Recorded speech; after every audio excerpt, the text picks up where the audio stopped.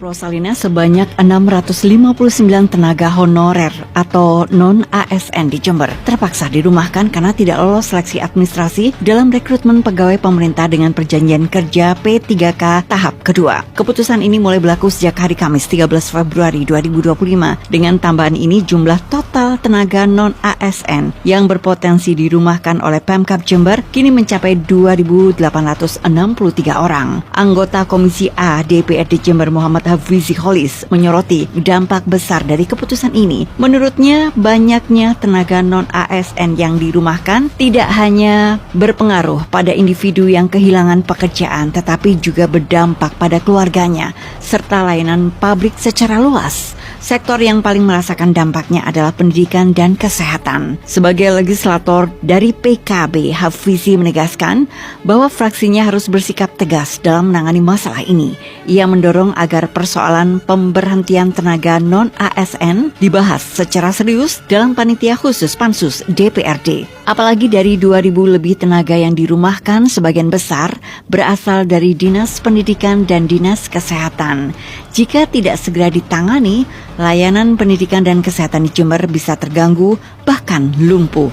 Menjadi perhatian serius kita dalam akhir-akhir ini, dua hal ini, layanan kesehatan, sikap fraksi PKB terhadap kasus tenaga honorer yang cukup besar akan dirumahkan ini tetap PKB akan mengkaji sejauh mana untuk menemukan jalan keluar atas nasib 2.000 lebih tenaga vital kita dalam layanan dasar, khususnya kesehatan dan pendidikan.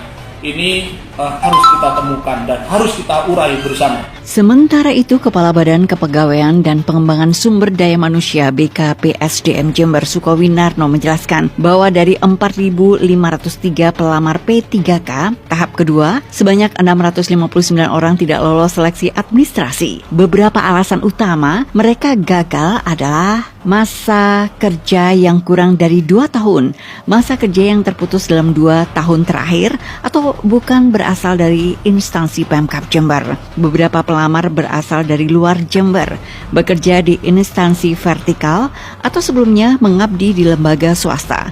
Ada juga yang gagal karena dokumen yang tidak lengkap, seperti tidak menyertakan surat pernyataan tanggung jawab mutlak SPTJM. Namun Suko menambahkan bahwa mereka yang gagal dalam seleksi administrasi tahap kedua masih memiliki kesempatan untuk mengajukan sanggahan hingga 21 Februari 2025. Pengumuman hasil sanggahan akan dilakukan pada tanggal 22 hingga 28 Februari 2025.